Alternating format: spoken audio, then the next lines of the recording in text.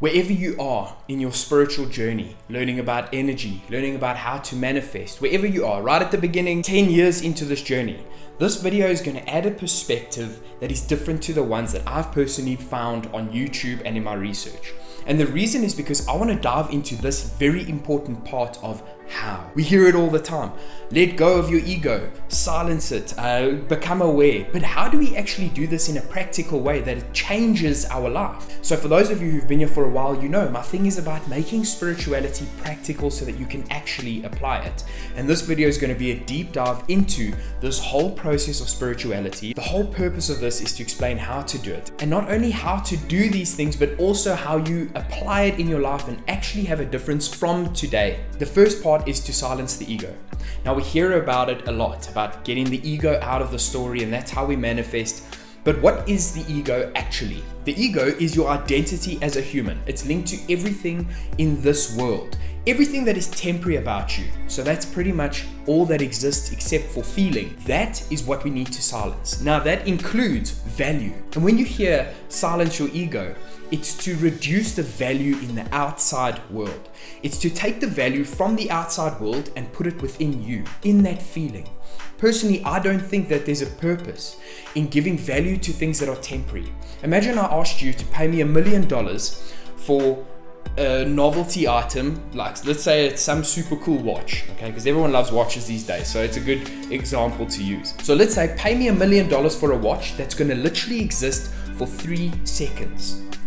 No one would pay $1 million for something that isn't going to stay there. The valuation disappears because it is not permanent. But the reality about our lives is that no one gets out alive. So if no one gets out alive, then none of this world is of permanent value. So to invest in terms of your energy and desire into this world is going to hyperinflate your ego. That's the identity. It's not about, the cool guy, the big-headed, vain person. It's not about that. Ego is the identity as a person. So if we keep fueling this temporary identity, what's it all for? And that's where you can start to see, and this is how it works for me, is to understand that devaluing this world is what lets you live in that spiritual high. And that's the first step to accessing the super powerful energy. So once we can get to a place in our hearts, in our minds, in our thinking about this world not having intense value or permanent value, it sort of shifts us into a place of, well then, what is worth pursuing? And that's where you got to start to feel. Creating coherence between your heart and your mind is the place you want to get to change your whole world, to access super powerful energy. And to allow yourself to feel things is a new concept in this world, because we've been taught, especially all of the generations before, like my generation, I'm in my late 20s. So the generation before us was taught to suppress all of their emotions. Don't feel, boys don't cry. Girls are not meant to do manly things. All of these kind of rules on an emotional expression. And that's what is being undone and allowing spirituality to grow. Because feeling and that emotional body, everything that is linked to feeling, is actually part of your spiritual body. That is the bridge between ego and spirit.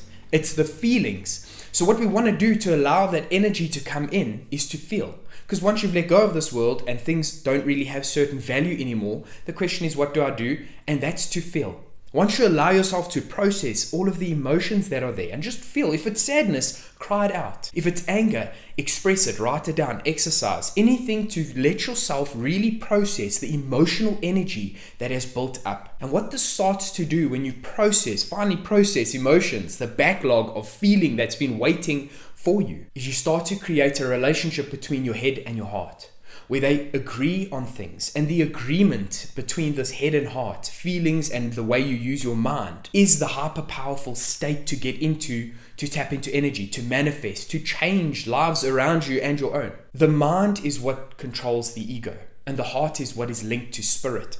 So the two different brains, they've actually found that in the heart there are 40,000 neurons. Hearts think. So when we operate out of the thinking heart, we become aligned.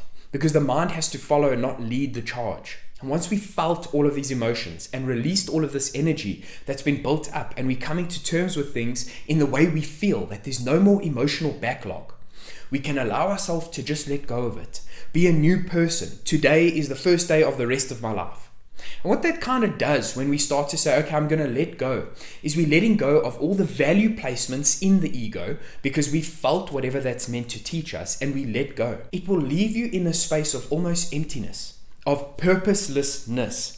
But along with that purposeless emotion that you experience and that hopelessness, like nothing has meaning, you will find that the only thing left is a feeling of peace and goodness within you. A sense of peace and no responsibility, and let go of everything. Now, I'm not saying that this is going to be practical where you go, okay, I've got kids, I don't care. That's not what this is about. It's about feeling within you that everything is okay, that the only thing to serve is this good feeling. And once you find that place of peace in letting go and processing the emotions after silencing the ego, you're going to start to create. Why else have an imagination? Now, because we've devalued the world and we start to create, what I mean there is place your ideal partner in your imaginative eye with the ideal bank account number and in the place you ultimately want to live. And the reason I speak about those three things, for those of you who've been here a while, you know this, is because I think this world only consists of people, places, and things. Anything outside of that is not part of this world. So when we imagine those three things in the most ideal scenario, and we just sit in that imagination, what starts to happen is the instructions or blueprint of that life that you want comes in the form of a feeling. The blueprint is the feeling. So what you feel in that imaginative space is meant to be onboarded. And that's the blueprint to start manifesting that world. Now, once you've devalued the world, it makes it very easy to understand that everything is malleable. If you have intense value in things, what you're saying is, oh, they're on a pedestal, it's above me. I'm not good enough for it. Your worth becomes part of the questioning phase. And it's not about questioning your worth. You're already worth it all. That's why the value is in that imaginative space. So we take that value out of the world and we put it into this imaginative space. And then you realize that you can feel the feeling through imagination already. So having it on this natural world isn't important. You've already met the end goal. And if you think about it for a second, why do anything? Why pursue someone that you want to be with? Why pursue a good job, money, freedom? Why is that something we even want to go for? It's because at the end of it, we think we will feel a certain way.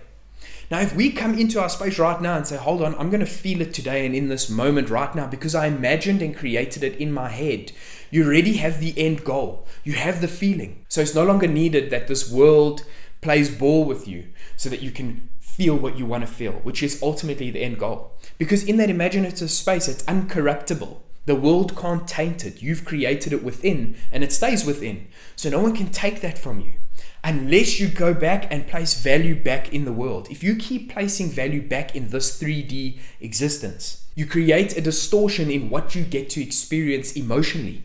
And the ultimate goal is to feel the way you want it to feel. So after that creative experiment where you put yourself in this imaginative space of everything I've ever wanted is already here, that feeling that comes to your state is the instruction and something you have the permission to feel right now. You don't have to wait for those things to actually happen to feel it. And once you feel it, become aware of your surroundings. And what this is going to do is bring this creative concept as an emotion into the current moment and allow you to live with it without needing those things. And it solidifies it in the space. Now, this is where it gets really interesting. The law of the world is that everything is a reflection of your internal state of self. So this world will give you a reflection, not of what you want, but what you are. So if you feel within yourself worthlessness, the reflection in this world will be worthlessness. And when you go into this creative energy and you pull that in and allow yourself to feel it now, by devaluing the world, you're also saying that you're at the pinnacle of what you want to feel. And because this world is a reflection, it will give that to you as a mirrored image. So if you put yourself in the state of, I have everything I want, and you actually feel that in your authenticity, not because you're trying to manipulate the system to get what you want, but if you authentically feel the way you want to feel, I have everything, the reflection will bring that to you. It will then give it to you in this natural world. This is the end result. This world is the malleable one. The emotional reality isn't. Those frequencies are set. What they are is what they are. So what we want to do is become deeply aware of the moment. And the way we become deeply aware of the moment and everything that's going on around us is literally by connecting with your senses. And the reason that you want to let go of the value on the outside world as well is for this step of becoming aware. Because you're not worrying about things in your head. Anxiety, worry, concerns that are existing in your mind are not a part of your current reality. If you have the space to worry, your worry is not worth worrying about. If you actually have to worry about something, you're not going to be worrying, you're going to be acting. Think about it. If you're sitting out in the wild and a lion is there stalking you, and you know the lion is stalking you, you're not going to sit and go, I'm worried about a lion stalking me. It's happening, so you got to hightail it out of there. You got to start running. It's the same sort of concept. If you have the space to worry and have anxiety, then the thing you're worried about or anxious about isn't happening. So that's why we release what happens in this world. Because then we're not attached to that value system where worries can go. So becoming aware, you connect with your senses. Look at what you see. Don't identify the things you see, but identify the distance between your eyes and the things you are looking at. What that does is not make you aware of everything else. It makes you aware of your position in the here and now. With sound, it's the same thing. Don't listen to what you can hear, because that's identifying outward. Listen to the distance between you and things. So you might hear like the dog licking its paw, if you have a dog. You might hear a bird chirping outside, then cars on the road. It's not about becoming aware of the sounds, but of the distance from you to the sound. And that again makes you aware of yourself. Then you connect with your sense of smell. It's not what I smell, it's the ability to smell. Taste is the exact same thing. And then the last thing is feeling. It's not, I can feel the shirt on my shoulder here, I can feel the bracelet on my wrist over here. It's becoming aware that at every point in your body, there is a sense of touch that you can identify. And becoming aware of yourself, because that's essentially what you're doing by connecting with your senses in this way. What it does is allow you to become fully present. And once you've created that emotion and become fully aware, you're going to do the most important part. Bring that feeling to this moment. You then have the awareness and allow yourself to feel that created emotion in this moment. And what you're doing by bringing that into your current state is giving instructions to the universe. You're saying, I am. Without saying it, that's what you're doing. I am these feelings. I am this state of self. I'm very aware and I'm in a state of gratitude, of appreciation, of fun, of fulfillment. So the universe says, okay, here's your new reflection, your new alias. You've said you are happy. Let's show you what that looks like. And the whole reason it works this way is so that you can learn a new lesson. Because you might think it's perfect to have this type of partner, and then they come into your space because you've said you have that, and then there's new problems there, new things to overcome, new levels of yourself to explore and understand. Because that is literally the purpose of life, getting deeper and deeper and deeper understanding of who and what you actually are. It's consciousness